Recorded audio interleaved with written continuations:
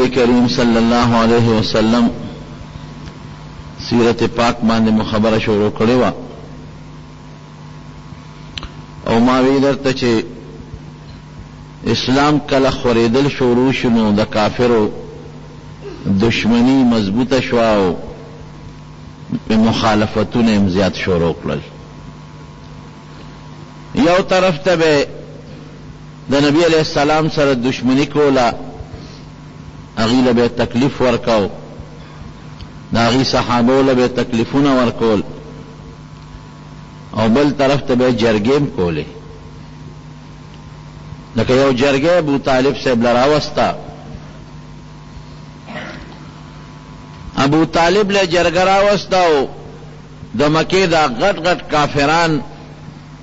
لوی لوی مشرکان پکې و، ابو جهل او عتبه او شیبه دا خلک ټول پکې شامل و. جرګه یوه نه وه، درې جرګې یې راوستې وې. نبی علیہ السلام ته ابو طالب سړی ولېږه او پیغمبر علیہ السلام یې راوغوښته، دا ټوله جرګه ورته ناسته وه. ابو طالب په عربو کې مشرم او خلکو به قدر هم کو، او پیغمبر علیہ السلام یې ماشوم هم لوی کړی دی،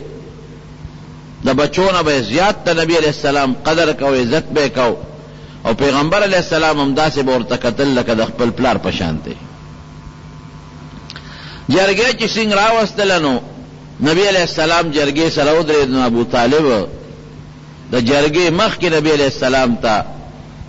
وایي چې دا قوم راغلی دی ورواره، تا سره جوړه کول غواړي. کور په کور دشمني جوړه شوه، قوم په قوم دشمنی جوړه شوه او لوی مسله پیښه ده، قوم د سره جوړه کوي. خو د پیغمبر علیہ السلام مبارک عادت به دا و چې چا به خبره کوله نو هغوی به غږ نه کو تر څو چې به سړي خپله خبره نه وه خلاصه کړې. کاکاجي وایه دوی راغلی دي، دوی وایي که ستا دا ورواره دا خپل څه مسله چیړي او پیسې یې پکاري، نو چې څومره پیسې دی وایي موږ وله راغونډه ورکوله. که ښځه غواړي نو په مکه کې د ګوته کېږي چې د چا لور یې خوښوي موږ ورکو. هغه زمانه کې دا پابندي نه وه چې یوه ښځه او که دوه دي او که درې دي. عربو کې دا څلور ښځې دا پابندي وروستو راغلې ده چې څلورو نه زیاتې ښځې به څوک نه کوي. کومه جینۍ یې خوښوي، د چا لور یې خوښوي، ګوته دې کېږي. موږ له فخر دی په دې نه، ځکه نبي علیہ السلام خو ډېر ښایسته او ښکلی او د لوی قوم سره هم تعلق او هوښیار هم او قابل هم، نو موږ دا په شرطونو نه ورکوو، موږ دا فخر ګڼو. دا زموږ لپاره لوی عزت دی چې زموږ د یو قوم د یو قبیلې جینۍ په د باندې واده شي. دې چې کومه خوښوي ګوته دې کېږي موږ وله ورکوو. که دې مشري د دې کلي غواړي، اوس نه موږ مشر دی. که د علاقې غواړي د مکې نه بار د نور علاقې، یاره هغې کې به موله موږ وګرځو، کوشش به وکړو او مشري به وله را پیدا کړو، خو نور دې موږ سره جوړه وکړي. پسه جوړه به پسه کوو، جوړه ورسره په داسې طریقه کوو چې موږ د ده دین هم نه چیړو. دې پیشه خپل مونځ یې پیشه کوي دی، دا خپل چې دی کوم عبادتونه وایي دا دې هم کوي، دا په دا پابندي پې نه لګوو.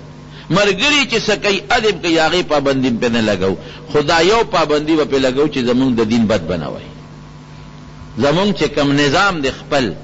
دا نظام به نه چیړي، دا زمونږ دین به نه چیړي. باقي دې د خپل منځ او دس عبادت چې د کم خوښي بس اپیشه دې پیشه، موږ به دې نه چیړو، دې موږ نه چیړي.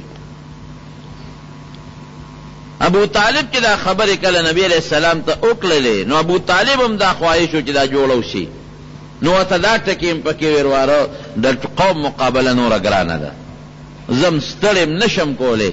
او تم نشي کولی، نو دا جوړه بخي. تا دین چیړې ته دوی مه چیړه، ته خپل دین چلوه، دوی به خپل دین چلی. د دوی د خدایانو او د دوی د دین بد مه وایه، باقي لګیا اوسه خپل کار کوه. نبی علیہ السلام پوه شو چې کاکاجي مې مرانه جوړ لاس اخلي، نو پیغمبر علیہ السلام مخ مبارک واړه او د سترګو نه اوښکې وبهېدې چې په ټول قوم کې خو زما دا تره زما سره ولاړ دی، نور ترونه خو ټول مخالف دي او دا خو مې د پلار په ځای تره دی، نو دیم جوړ مانه مخ اړی. نبی علیہ السلام مبارک ورته فرمایل، وی کاکاجي دا ټول مشران زما د قوم ناست دي، زما د دغه ذات باندې قسم چې زما ستا د چا په اختیار کې ده چې ما کوم دین راوړی دوی پکې د دنیا هم عزت دی او د آخرت هم پکې عزت دی. نقصان پکې څه دی؟ مشري نه غواړم، پیسه نه غواړم، ښځه نه غواړم، دا به زما مشران دي، زه مشري نه کوم، دا زما د قوم مشران دي. او کم دین چې ما له الله را کړی کې دي بهتري ده نه پوهېږي، عرب او عجم به دې خلکو تابع شي. حضرت ابوبکر صدیق ته ونه کته چې د نبی علیہ السلام ملګری شو، په ټوله دنیا حکومت نه شو، د پیغمبر علیہ السلام نه پس حضرت عمر ته وګوره، حضرت عثمان ته وګوره، حضرت علی ته وګوره رضی الله تعالی عنهم. وی دا داسې دین مې والا راوړی دی چې عرب او عجم ټول به خپو ته لاندې کېږي، ټول به تابع شي، خو خیر یې دي پکې زما دا وی بس کرواره نورې خبرې دا پرېږده، قوم بلوه شوې ته مونږ ته نصیحتونه نور مه کوه، خو دا چې مونږ د څه وایو دا ومنه. وی ښه نو خبره واورئ، دا یو لاس کې دا خو لا ښځه او بادشاهي او مال دی، دا را کوي د یو لاس کې راته سپومۍ راښکته کي او په دې بل لاس کې راته نور راښکته کي، نو په هغه ذات مې د قسم چې زما سا د هغه په اختیار کې ده چې دا خپل مقصد به چرې پرېږدم نه پرېږدم. سبکم هو الذي ارسل رسوله بالهدى ودين الحق ليظهره على دينه. ټول دینونه به د اسلام د خپو لاندې راولم، اسلام به غالب کوم،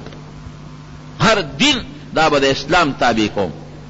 اسلام چې ما لکم دین الله را کړی دی دا به اوچتوم، باقي دینونه به د اسلام د خپو لاندې اعلالوم، نه پرېږدم نور دینونه، اسلام به غالب کوم. مقصد د نبی کریم صلی الله علیه وسلم سو چې په دې مخ د ځمکه د اسلام غلبه راشي او د دین اسلام غلبه راشي. افسوس سمو دراله خو بیا تتر بتر شوه. اوس هم اوسیږو ځان ته وایو مسلمانان، اوسیږو د مسلمان په ملک کې دعوه د اسلام کو، خو د اسلام په مقابله کې نور قصې خوښې د اسلام هم نه دی خوښ. کم اسلام د پاره او کم دین د پاره چې نبی علیہ السلام قربانۍ کړې دي، کم اسلام د پاره چې هغې هجرت کړی دی، او د کم اسلام د پاره د هغې غاښ مبارک مات شوی دی، او د طائف سفر د طویب چې څومره تکلیفونه تیر شوي دي، دې له نه هغې خو د مانځنې نه منې کوي، خپل مونځ دې کوه، خپل ذکر و اذکار نه منې کوي، خپل ذکر و اذکار دې کوه، خپل صدقې نه منې کوي، دا خپل دې چلوه، دې نه دې منې نه منې کوي. مونږ والا به نه چېړې، نبي علیہ السلام وی خامخا به چېړم، اسلام به اوچتوم، نور دینونه به د اسلام د خپو لاندې کوم، نه پرېږدم نور دینونه، خامخا به کوم. او لا قوم پیشه او کار پیشه، او چې مې مرګ مقرر وي د خدای له طرف نه هېڅ پروا مې نشته. او کاکاجي که ته ما سره نشې ودرېدې تا نه م ګیله نه کوم، خیر ته به د قوم نه مجبورې اوښکې روانې کړې ولاړ. خدای دې هغه اسلام والا نظام زمونږ په دې وطن کې راولي، هغې له مونږ هېڅ کوشش نه کوو. مونږ هم په ازمونو پسې روان یو، دا فلانکې ازم او دا فلانکې ازم او فلانکې ازم. الله وایي نه رضیت لکم الاسلام دینا، ما د ژوند د طریقو چې کوم نظام دله خوښ کړی دی هغه اسلام دی. اسلام د زندګۍ د طریق چلېدو نظام یوازې مونځ او دس اسلام نه دی، یوازې ذکر و اذکار نظام نه دی، یوازې زکات نظام نه دی،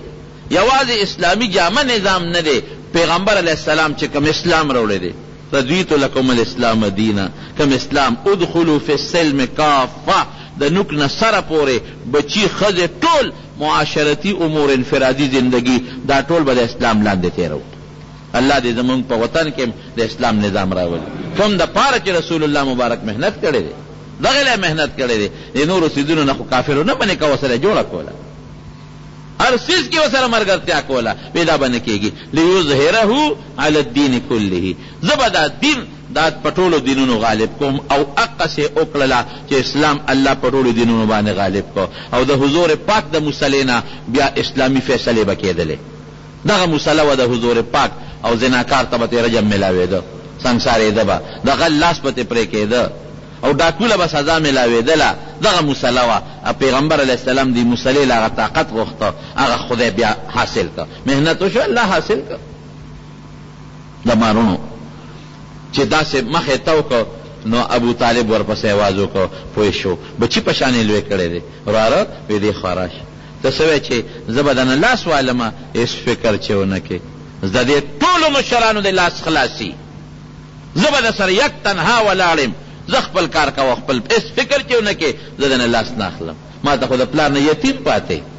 ما ته خو د خپل نیکه نه، د پلار نه عبدالمطلب نه، د خپل پلار نه چې ستا نیکو یتیم پاتې، د ستا د پلار نه عبدالله نه ما ته یتیم پاتې، زه تا نشم ضایع کولی، ستا د سترګو اوښکې کرکڼې نشم لیدلی، هېڅ فکر چې ونه کې. جرګې درې وشوې. نبی علیہ السلام سره 3 ځله دوی خپل قام غټ غټ واړه خو پرېږده غټ غټ میټینګونه دا کارنر واړه میټینګونه پرېږده غټ غټ میټینګونه وشو. خو د پیغمبر علیه السلام هم دقه یو خبره اسم نه غواړم قل ما اسألکم علیه اجرا په دې خپل میشن پیسه نه غواړم ان اجر الا علی الله اجر خود د خدای نه غواړم. ښځې او بچي او هر څه خو د الله په لاس کې دي. ناکام شو نو چې دې کې ناکام شو نو بیا یو بله فیصله راوړه بیا رالل زه وی بیا یو بله فیصله را سره وکړه داسې به وکړو یو کال به موږ ستا تابع یو ستا دین به چلو یو کال ته موږ سره ملګرتیا وکړه زموږ د دین تابع شه یو کال زموږ نظام یو کال ستا نظام یو کال ستا اسلام والا نظام او یو کال زموږ نظام. نبی علیہ السلام دا خو سو د دکاندارۍ خبره نه ده چې یو کال به دکان ته چلی او یو کال به چلو او دا سګړه چیلی خو نه دي چې یو کال به ته پېخلې او بل کال به زه پېخلم او داسې ځمکه خو نه ده چې یو کال یې ته کر او یو کال یې زه کرم. دا خو د عقیدې او د ایمان خبره ده. آیت نازل شو قل یا ایها الکافرون لا اعبد ما تعبدون ولا انتم عابدون ما اعبد ولا انا عابد ما عبدتم ولا انتم عابدون ما اعبد لكم دينكم ولي دين. وی بس پته ولګېده چې تاسو زما ملګرتیا نه کوئ او زه خو ستاسو نه کوم. تاسو زما خدای ته شا کړې ده ما ستاسو بوتانو ته شا کړې ده. زما خپل یو دین ستاسو خپل دین زه بېخم وزه چې په دې کارو نه شو چې په جرګو مو نه شو دې خو په یو مونږ ته نه رامایل کېږي نو بس میټینګونه یې وکړل. وی داسې کار کوو چې بس په دې مسلمانانو باندې تکلیفونه ورکې وهل شروع کې دا کمزوري وهې او جګړې ورسره وکړې او دا غلامان مریان هم وهې. نو چې دا سلسله شروع شوه نو نبی علیہ السلام ته دا پته ولګېده چې حبشه کې یو بادشاه دی نجاشي اصحمې نومو هلک ښه سړی دی انصاف مزاج سړی دی.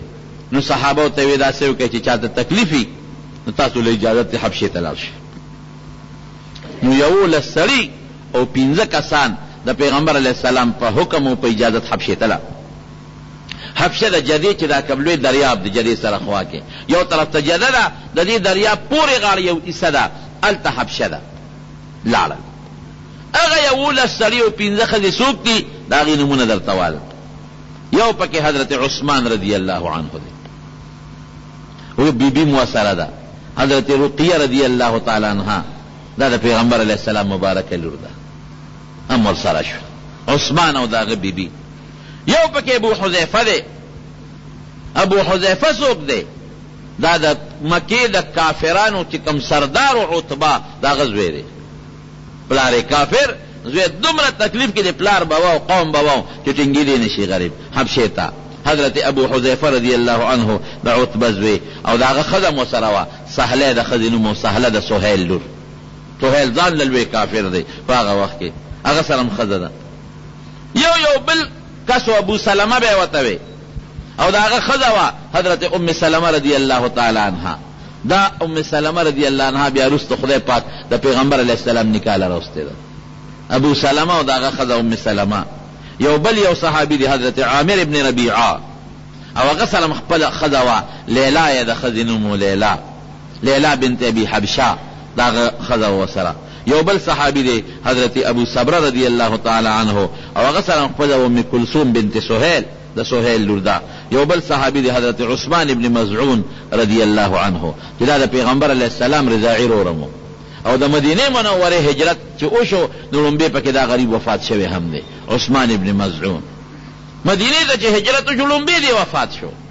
او پیغمبر علیه السلام مبارک د ده قبر ته کېناست نو ژړلې او بیا چې قبر یې ولا تیار کا نو نبی علیہ السلام یو صحابي ته ورشه او تیګه راوړه چې په دې سر یې ولا کېدو په دې قبر چې بل پې د خپل لور پیژنه او تیګه درنه وچانه شوله اوچتولې نو نبی علیہ السلام په خپله پاسېد او صحابي وی د حضور پاک د هغه سپینو لیچو هغه منظر مې اوس هم په سترګو کې دی چې لستونې اوچت کړل او هغه تیګه یې راواغېسته او په قبر یې ورته کېښوده وی په دې به د خپل لور دا قبر پیژنم.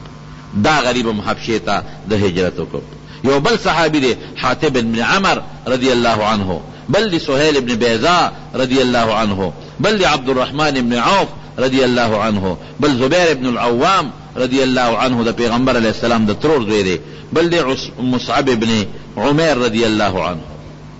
دا یول سڑی او دا پینزه خزے دا لارل او اتفاق تا گورا اللہ مدد کو چی سنگ حبشے تا چی سنگ دوی دا مکی نا اوتل نو دا مکی کافرانو تا پتاو لگے دلا چی دا یولس او پینزش پالس کسا قرآن اوتل قومیو لے گو ویشا بے راوینی سے ذری راولے پات کڑو کی راولے پا زنزیرونو کے دارانا تختی کم خواہ جا کافر ورپسیو دی مخ کیو چی دی جدید اور رسیدل کشتے تیارا ولانو دا کشوی ولی اوسو کسانو زی پکیو حبشی تتل کشتے نو دی ولی 15 درهم ورکلل پا 15 درهم وسر پکاره خبر وکلا او ورو خطل چی کشتے روانه شو سمن دلالا دا کافر غاڑی تا ورو رسید خو بیا خو کشتے روانه شوی وا نو دا دقا سی حق دک پاتش دا شپالس کسان دا حبشی تا ورسید چی حبشی تا دی لالل واقعی دا حبشی بادشاہ خساریو نجاشی دیر ریر خوا امن ورکر او زی بیغما خپل کار کوي دلته تاسو ته هیڅ کم غږ نشي کولی. اتفاق ته ګوره یو پراپیګنډه خوره شوه وی د مکی خلک مسلمانان شوي دي یو غټه پراپیګنډه خوره شوه نو دی خوشحاله شو دی وی چې راځئ چې خپل کلي ته ځو خپل وطن ته ځو ځکه خپل وطن پرې ښودل خو ګران کار دی ځای چې ځو نو دی واپس رالل چې رالل نو هغه خبره دروغ ختلې وه نو بیا روان شو سپکه پاتی شو او سر روان شو نو دې هغوی بیا خدای په دې کې یو حکمت و دې واپس راوستل دې دپاره الله چې دې نور مسلمانانو ته د حبشي صفت وکړي او دا کوم کمزوري دي په مکه کې د چا بېوسه خلک دی بې قومه خلک دی یا د قوم خلک دی خو خپل پلارانو رشتهداران یې نه پرېږدي نو چې دا ټول حبشې ته لاړ شي نو دوی رالل دي صفتونه وکړل د حبشې چې ډېر نیکون پکې مونږ تېر کړه نو دوی څه پکې واپس شو او څه پاتې شو نو په دویم هجرت کې 18 سړي او 19 ښځې حبشې ته روان شو 18 سړي 19 ښځې وې د هغوی د نومونو لوی فهرست دی نومونه درته نالم 18 کسان او 19 سړي خو چې دی څنګه لاړل نو کافرانو څه چل وکړ هغوی وی یاره داسې کار دی چې دا خو د دې ځای نه به یو مسلمانېږي او حبشې ته به ځي هسې نه د حبشې بادشاه ملګري نه شي په بل غم ونړو نو هغوی یو 2 کسان منتخب کړل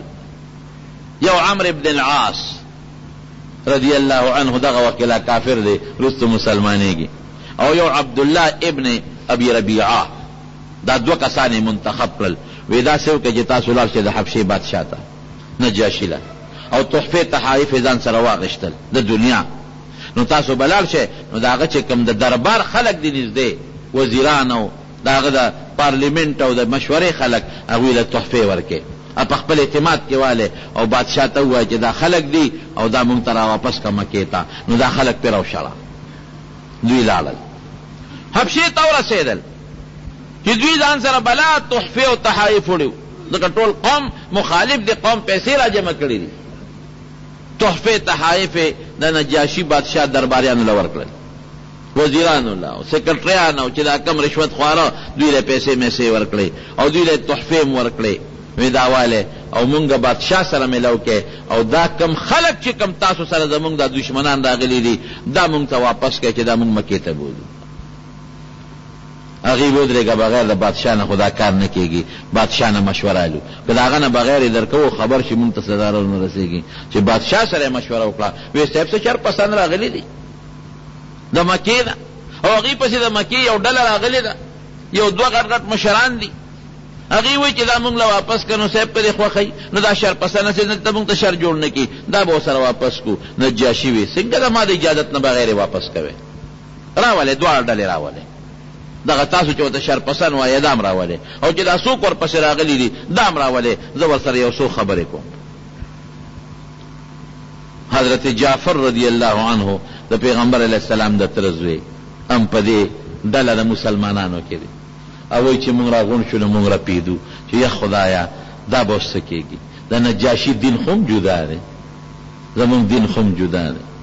او دا خو دې تحفې تحایف هم راوړي دي او درباریانو له یې ورکړي دي او نجاشي له ځان له تحفې راوړې وې رښتیا هم واپس نه کړي څه به وایو صحابو میټینګ کو چا وی دا ځکه تپوس پر انوس کوي د عیسی علیه السلام عیسی علیہ السلام خو د خدای پیغمبر مونږ منو او دوی خو ته خدای وای دا نجاشي او دا حبشي والا دا به څه کېږي لوی ازمایش دی فیصله په دې وکړه چې رښتیا به وایو رښتیا وکړه چې څه خیر دی که نه قسم دی که دا په بل څیز کې شته دی په رښتیا وکړه ډېر لوی خیر دی تاسو ته عبدالقادر جیلاني رحمت الله علیه د رښتیاو قصه نه ده معلومه هغه غلو چې قافله ګیره کړله ټول یې لوټ کړل درته وایي بچې تا سره څه دي وایي ما سره دومره پیسې دي وایي کوم ځای دي وایي دې ځای کې پرتې دي چې ویې کتل وایي خلک پیسې پټوي او ته مونږ ته اړوې غلو ته پیسې ښې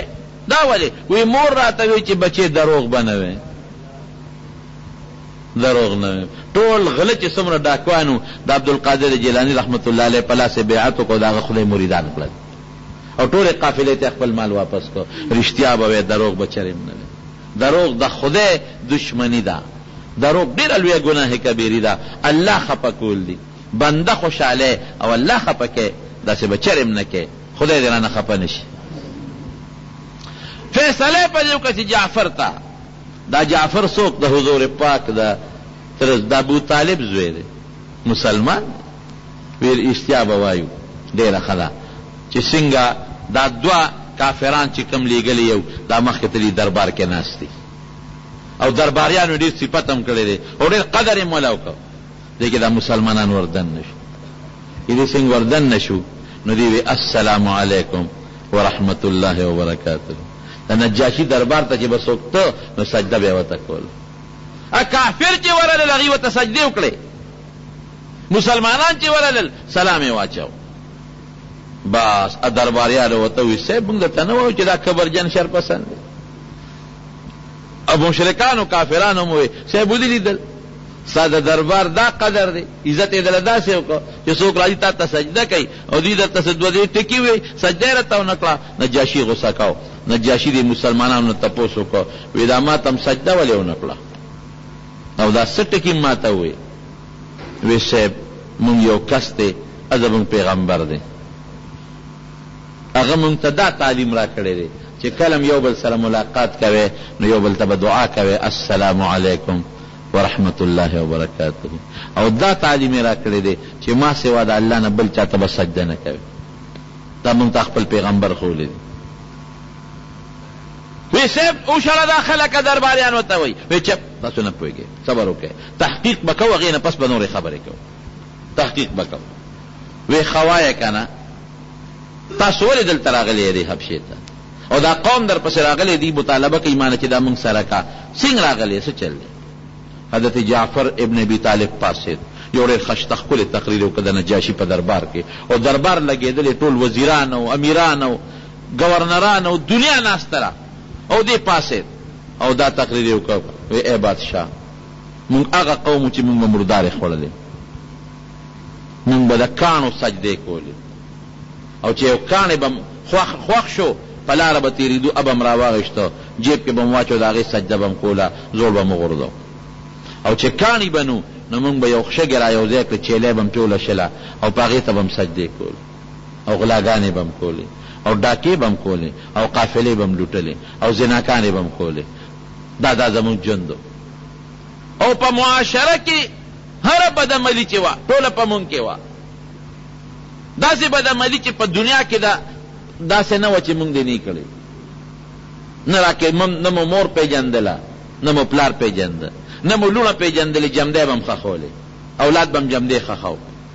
نو یو هلک مونږ کې خدای را پیدا کړ نوم محمد دی صلی الله علیه وسلم مونږ یې پلار هم پیژنو مونږ یې نیکه هم پیژنو مونږ یې قوم هم پیژنو مونږ ته ښه معلوم دی او ډېر نیک او صالح مونږ کې او دوی ته هم پته ده دوی هم پیژني هغې هلک مونږ ته ووایي چې الله یو د شریک وله نشته او زه د خدای رسول یم ډاکې به نه کوې غلا به نه کوې د مشر به قدر کوې عزت او احترام به کوې ما سوا د خدای نه بل چاته سجده به نه کوې د خیر او د شر مالک الله دی بل څوک نه دی او که د الله تابعداري مو کړه جنت به در کوي او که د خدای نافرماني مو کړه دوزخ به در کوي لوڼه به جمدی نه ښخوې کنځل به نه کوې او چې کم انسان مونږ به ظالم چې به ظلم وکړه د هغه په ځای به م یو بېګناه سړی راونیوه بېګناه به د بل په ځای نه رانیسې دا خبرې راته وکړې مونږ د هغه ملګري شو او دوی وی تاسو ولې ملګري شوي حضرت جعفر ورته بیا یو ټکی وی وی صاحب دینه تپوس وکړه دې خلکو نه چې مونږ چېرته غلامان یو د دې خلکو که مونږ د دوی غلامان یو نو بېشکه د دوی نه را تښتېدلي یو نو بیا م وله ورکه دوی نه تپوس وکړه مونږ د دوی غلامان یو نجاشي د هغې نه تپوس وکړه وی دا هم غلامان دي هغې وی نه نه نه غلامان خو نه دي دا خو اصیلان دي او د مکې د قوم مشران دي وی ښه دویم تپوس دې وکړه که مونږ مرګ کړي مړیم کړي او د دې را باندې وینه پوري نو بیا م وله ورکه نجاشي ته تپوس وکړه وی دوی څه مرګ کړی دی وینه پې ستاسو پورې ده وی نه نه نه نه نه هېڅ قسمه زمونږ پې وینه نه ده پورې او نه یې مرګ کړی دی وی ښه درېیم تپوس دې وکړه که مونږ غلا کړې او له دې نه تښتېدلي یو مال هم ترې راوړي نو بیا م وله ورکه نو هغه ته بیا تپوس وکړه هلکه څه مال یې نه راوړی دی وی نه نه نه یو روپۍ هم رانه راوړی یو قیرات هم نه دی راوړی نو چې هر کله غلامان یې نه یو مړ هم ته نه دی کړی مال هم ته نه دی راوړی عزت ته مولا تاوان نه دی رسولی نو دی په څه بنیاد مونږ ځان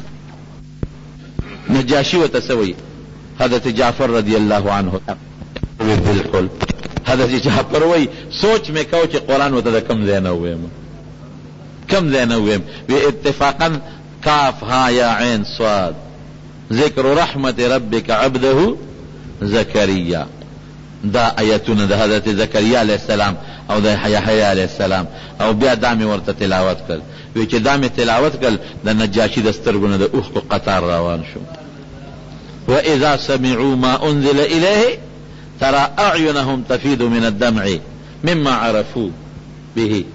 چې کله د قرآن تلاوت دی خلکو ته شروع شي د سترګو نه د اوښکو قطار بیا بیږي وی جړل وی صاحب بس اپوی شو د مکې کافران او درباریان چې نجاشي خو یې نرم که نو فوراً وی صاحب د عیسی علیه السلام تپوس ته وکړه مطلب یې دا و چې عیسی علیه السلام ته خدای وی او دی خو ته د خدای بنده وی دی کې به راګیر شي نو هغه ورته وی ستاسو د پیغمبر د عیسی علیه السلام متعلق څه خیال دی حضرت جعفر وی ما ورته ووی چې زمونږ پیغمبر وی چې عیسی علیه السلام د الله بنده او د الله رسول دی د خدای زوی نه دی وی وګوره چې که نه ستاسو خدای ته د خدای بنده وی دا عقیده ده او درباریان هم غصه شو او وزیران هم غصه شو ځکه خو عیسایانو زمون خدای ته د خدای بنده وی نجاشي وی غلی کینه یو ډکې روچت که یو معمولی غوندې ډکې روچت که او داسې کړې وی قسم مې د الله په ذاتي چې دا د عیسی علیه السلام متعلق څه وی عیسی علیه السلام د دې نه دومره هم زیات نه دی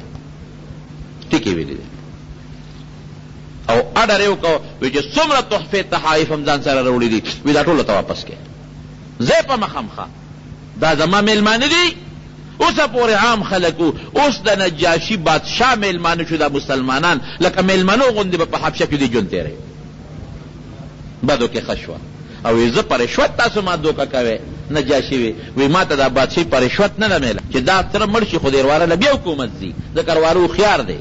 او د حکومت خو دله نه دی پکار نو دې تره پسې رالل وی داسې کار دی صاحب داسې معلومیږي که ته مړ شي د حکومت دله ځي دا لږ هوښیار دی وی څوک هم وی دا ملکه وی نه د پلار ملک اوس را باندې د غریب دا زوی وجنی وی خره دې دربار نه وباسه وی داسې به وکړم یو سوداګر په لاره روان و هغې راوسته نو دا نجاشي دې پې په 600 درهمه خرڅ کړ ویلې د وطن نه وباسه دا زمونږ غلام دی اتفاق ته ګوره د خدای شان ته ګوره په هغه شپه هغه تره چې و بادشاه مړ شو چې مړ شو وزیرانو میټینګ وکړ وی دا زامن خو ټول لوپران دي له خو بادشاهي نه شو ورکولی هغه هلک راغوښتل غواړي نو لاړل هغه سوداګر پسې ګرځېدل هغه را پیدا کړ نو واپس یې دې راوسته او دې په بادشاهۍ باندې کښېناو مفتو کې نو نجاشي وایي د مکې کافرو ته وی دا بادشاهي ما ته په رشوت نه ده میلاو ما له خدای را کړې ده تاسو ما په رشوتونو دوکه کوئ زه خدای م بیخ د هغه تحفو وباسه سرمنې ما پسې د مکې نه په تحفو کې راوړي دي دې سرمنې مرمنې وړې او نور څیزونه هغې ورته واپس کړل او خوار او رسوی را رخصت کړل او دا مسلمانان چې دا کم شپږ اتیا مسلمانان او 11 ښځې دي دا زما د نن لکه میلمه غوندې بدلتی زه اوسېږې بېغمه نو صحابه کرامو خوشحاله دا صحابه بیا کله رالل دی چې کله نبی علیہ السلام مبارکه هجرت وکړه د مکې نه مدینې ته نو دی مدینې ته بیا رالل هم حضرت جعفر ته پاتې شوی دی دی رستو راغلی دی حضرت جعفر سره د یوې ډلې په هغه وخت واپس شو چې کوم وخت کې خیبر فتح شو، 9 هجري په هغې کې راغلی دی. او دا باقي صحابه کرام چې کله مدینې ته حضور پاک هجرت وکړ نو دوی مدینې منورې ته راغله، او چې مدینې ته راتلل عجیبه خبره وه. نجاشي له لاړل، وایي مونږ خو زمونږ پیغمبر خو مدینې ته لاړ، هجرت یې وکړ، مونږ هم ځو مدینې ته، تا له اجازت له راغلي یو. وایي ښه ما له اجازت له راغلی یې؟ وایي یو. وایي اول خو دلته راشئ ما ته کلمې شهادت وروئ چې زه مسلمان شم. خدای مسلمان کړ. دی کې ام حبیبه رضی الله تعالی عنها وا، د چا لور د ابو سفیان چې مکه کې لوی سردار دی هم پکې ده. د هغې خاون وفات شو په حبشه کې، هغې تقاضا وکړه، وایي ما نبي علیه السلام سره که نکاح وشي نو ښه به نجاشي د خپل ځان نه 1500 روپۍ مهر هغې له ورکړه، او د پیغمبر علیه السلام او د ام حبیبي نکاح یې په حبشه کې وله وتړله، او یو خپل غلام یې ورسره که یو نوکر دی مسلمانانو سره کا. وی ښه په عزت به مدینې ته رسوی، سپیشل کشتی والا برابر کړه، بل نوکران یې کړل ورسره لکه یو پروټوکول غوندې شکل کې، او ته به لاړ شې نوکر ته وی، او دا مسلمانان به ښه په اطمینان ورسوی، او بیا به نبي علیه السلام ته زما درخواست وکړي. مسلمانان را ورسېدل، هغه د نجاشي هغه سړی هم را ورسېده چې را ورسېده. وی نجاشي وی چې د الله رسوله زه په تا باندې ایمان ما راوړی، زه مسلمان شوی بالکل، او د الله روی ستانه سوال کوم چې ماله د خدای په دربار کې بخښنه وغواړه. نو نبي علیه السلام وله 3 دعاګانې وکړې چې خدای نجاشي وبخه، الله ته وبخه، الله ته وبخه. او بیا وروستو دا نجاشي چې کله وفات شو، د تمنا کړې وه چې زه به د نبي علیه السلام ملاقات له راځم، خو غریب بیا عمل شو وفات شو، ملاقات نصیب نه شو. نو چې کله وفات شو نو نبي علیه السلام مبارک صحابو ته اعلان وکړ په جومات کې، وایي ستاسو هغه ورور نجاشي وفات شوی دی. وی دا صاحب تاسو ته څه پته ولګېده؟ وی جبریل علیه السلام راغی ما ته الوی، او ما ته جبریل علیه السلام دا مووی چې که جنازه کول غواړې چې درته یې رانږدې کړمه. وی مې چې یو بالکل جنازه کول غواړم. نو نبي علیه السلام ځان سره صحابه کرام وویستل د مدینې منورې د جومات نه بار، او وی جبریل علیه السلام په یو وزر د ځمکه وواله، وی ما ته نجاشي کټ ښکاري او تاسو یې نه. نو پیغمبر علیه السلام په نجاشي باندې بیا غایبانه جنازه وکړه. غایبانه جنازه را بعض خلک کوي، ورې زمونږ په مذهب کې د امام ابو حنیفه رحمت الله علیه غایبانه جنازه نشته. هغوی دا وایي دا د نبي علیه السلام په نجاشي غایبانه جنازه کړې ده، لیکن زمونږ په یو روایت کې راځي دا غایبانه نه وه، مونږ ته خو غایبانه ښکارېده. نبي علیه السلام وایي ما ته جبریل علیه السلام د ده دا کټ را ښکاره که ما لیده تاسو نه لیده. نو گویا کې پیغمبر علیه السلام په حاضر سره جنازه کړې، حاضر مړي باندې. اصحما د دې نجاشي نو نور د حبشې هر بادشاه ته بدوي نجاشي به ورته وي چې دوی کله په دې کې نامراده رالل د مکې دا کافران، او قوم ته وي چې مونږ خو ذلیل را رخصت کړو، او خپلې سرمنې مرمنې هم راته را پشا کړې، او تحفې تحایف هم را پشا کړل چې دا هم نه دي پکار. اوس به څه کوو؟ جرګه ناکام د ابو طالب، حبشې نه نامراد رالل، په والو ټکولو په مسلمانانو ستړي شو چې کم غریبانان مسلمانانو حبشې ته لاړل، چې کم مالدارو او د قوم نه مجبورو هم حبشې ته لاړل. د مکې محکم کافرانو یو بل میټینګ وکړو، وی داسې کوو چې د مسلمانانو خلاف مکمل بایکاټ. بنو هاشم چې کم د نبي علیه السلام قوم دی، مکمل بایکاټ، داسې بایکاټ ورسره کوو. او خیفی بنی کنانه یو ځای د مکې سره خوا کې یو خوړ دی، هلته جمع شو.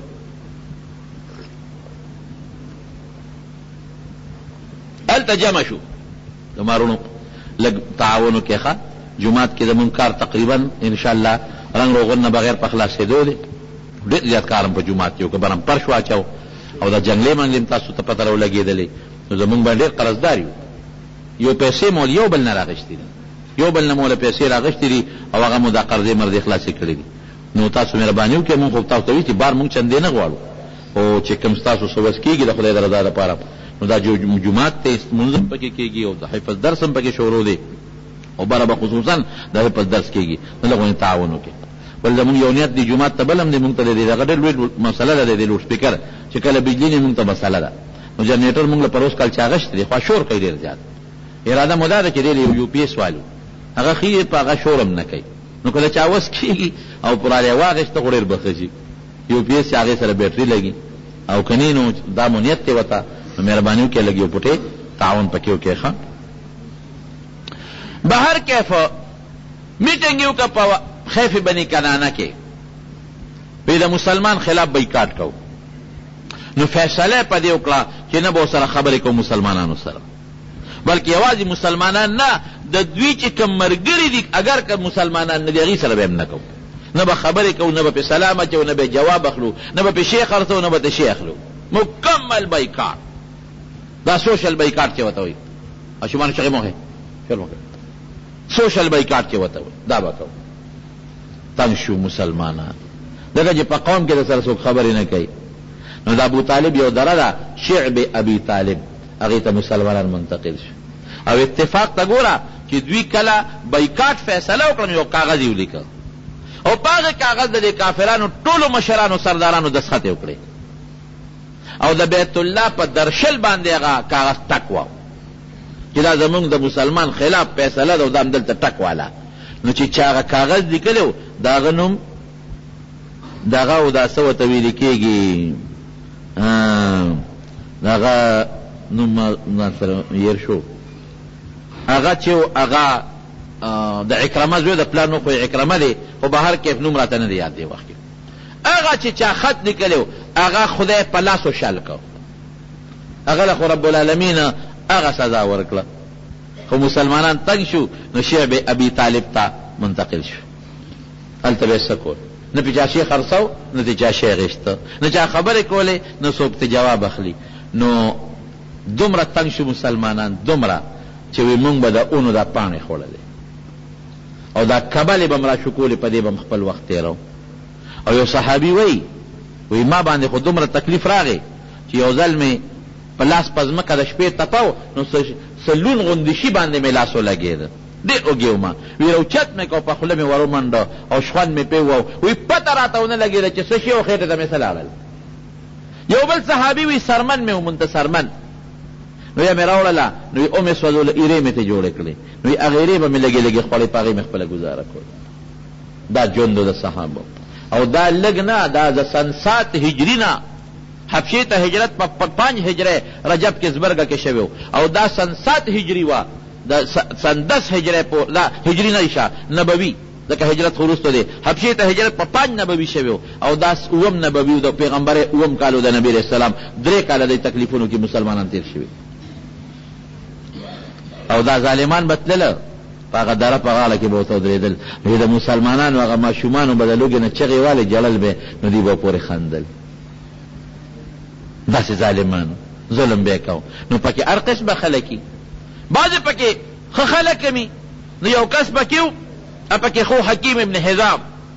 د حضرت خدیجې رضی الله تعالی عنها د تره زوی دی هغه وی یاره دا خو ډېر لوی ظلم دی دا هغوی خپل دین زمونږ دا دونه ظلم ولې په دې مسلمانانو کو او چې د بار نه به قافله راله او سامان به یې خرڅو نو د مکې کافر به ورته وایي ګورې په دې به نه خرڅوې نو به مسلمانانو به نه خرڅو او که خرڅو به نو دی به ورته وایي د دې 10 چنده زیات قیمت ووایه نو دومره قیمت به وي چې به د اخېستو نو تنګ شو حکیم ابن حزام یو اوښ را بار کو 3 کاله پې تېر شو اوښ یې بار که د غلې او د خوراک او د وازګو او چې څنګه یې بار که نو روان شو دې درې ته ور روان شو دې کې ابو جهل ولیده وی ښه حکیمه مونږ بایکاټ کړی او ته بایکاټ ماته ته جوړ مسلمان یې تا مور سره ملګري کو او هغه اوښ یې د لاسه ونیوه او واپس یې ترې را روان کړ چې دا کار دې وکړ ابو البختري دیم کافر دی حکیم بن حزام هم کافر دی ابو البختري هغه وی چې یاره دا څه شو ابو جهل ته وی ستا په دې کې څه کار دی وی نه مونږ فیصله کړې ده وی ستا د قوم خلک کوو نو تا به دا فیصله نه کوله دا خو زموږ تربوران او رشته داران دي نو ځکه دا فیصلې دي کړي په جګړه شو ابو البختري او لینده ورسره و هغې اوچته کړه ابو جهل په دا سر و سر یې وله وینې کړه جګړه جوړه شو هشام ابن عمر دا یو بل کافر و دا هغه هم پکې رشته دار و هغه د شپې یو اوښ د سامان نه ډک او درې ته بوته پټ او دغسې ورشاړه مسلمانانو ته بعضې پکې بس دا یو خدای پاک داسې یو کار جوړول چې دا بعضې خخ صالحان صالح معنا مسلمان نه لکه اخلاقي طور چې کوم ښه خلک و هغې را یو ځای شو چې را یوځای شو وی دا فیصله ماته و دا مسلمانانو سره ظلم دی. اخوا ته نبی کریم صلی الله علیه وسلم ابو طالب ته وی ابو طالبه وی ما ته الله تعالی یو اطلاع را کړې ده. یا څنګه ده؟ وی خدای پاک ما ته د اطلاع رااله چې کم کاغذ دوی لیکلی دی او د بیت الله په دروازه ټکوالی دی نو هغه به نو خوړلی دی، یو د خدای نوم پاتې او باقي وی نو خوړلی دی. ورشه کافرانو ته ووایه نو چې هر کله هغه وی نو خوړه او کاغذ ختم شو نو د دوی چیلال ختم شو، د دوی هغه کاغذ دستخطونه ختم شوي دي. ابو طالب راغی د مکې کافرانو ته دا خبر وکړه، دوی خو نه اورېدل، خبرې ورسره نه کولې. هلته بعضې هلکانو نوجوانان او بعضې پکې انصافداره مو هغې وی نه دا بایکاټ ختمو. فیصله په دې شوه وی هلکه دا دې چې څه وایي ابو طالب دا خبره واورئ، که دا کاغذ واقعي وی نو خوړلي بایکاټ به ختم کو، اکې نه یې خوړلي نه به یې ختم. بس مجبوره شو کافران، خپل منځ کې پکې اختلاف جوړ شوی چې کاغذ یې څنګه را خلاص که ویس پړده نو د الله د نوم نه ما سوا چې څومره حرفونه ټول وی نو خوړلي بایکاټ ختم شو. دا 3 کاله مسلمانانو په دې دره کې دا بایکاټ د ژوند تیر کړ او د اونو پاڼو په دربو په کبل خپله زندګي تیره کړه. د څه د خاطره؟ د اسلام د خاطره، د دین اسلام د خاطره. د اسلام داسې په اسانه نه دی راغلی. چې کله پیغمبر علیه السلام بیا حجت الوداع وکړ، د حج نه فارغ شو، نو نبی علیه السلام وی داسې به وکړو چې هغه خیف بني کنانه چې کوم دی هغې کې به مونږ لږه دمه کوو. د شکریې د وجې نه صحابه ټول راغونډ کړل، یو وخت کې دې ځای کې زمونږ خلاف د بایکاټ فیصله شوې او زمونږ خلاف کاغذ دلته لیکلی شوی دی، اوس خدای هغه علاقه مونږ له راکړه نو مونږ د الله شکریه ادا کوو. نو پیغمبر علیه السلام په هغې کې لږه غوندې دمام کړی و. زمارونو دې دوران کې حضرت ابوبکر صدیق رضی الله تعالی عنه څومره لوی سړی دی، ام مجبوره شو روان شو حبشې ته، وی زه حبشې ته ځم هجرت کوم. چې په لاره روان شو یو کافر دی ابن دغنه په مخه ورغی. ابوبکر څه کې؟ وی بس قوم مې نه پرېږدي ځم حبشې ته. نه نه ستا غوندې سړی چې ته زمونږ نه بار تلی شي، ته خو ډېر ښه سړی،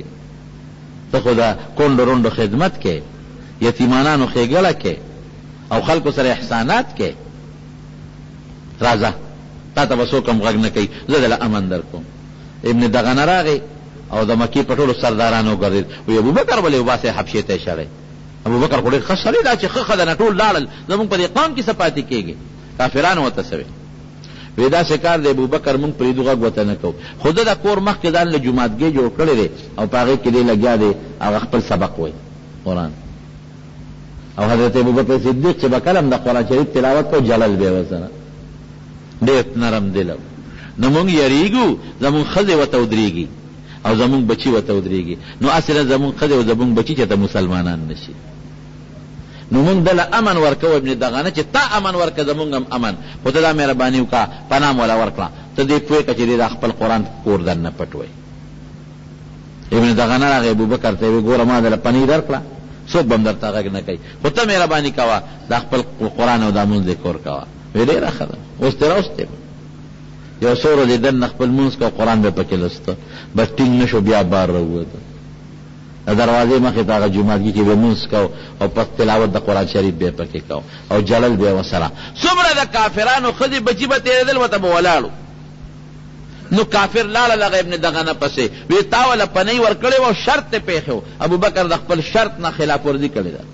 خو بیا راوتېرېده دروازې مخکې لګیا دی او هغه خپل قرآن لولي او جاړي ورسره. داسې وکړه چې د خپل شرط دا پابندي پې ولګوو چې دې کور کې دن نه کوي، او که نه کوي نو مونږ یې ښکاره نه پرېږدو،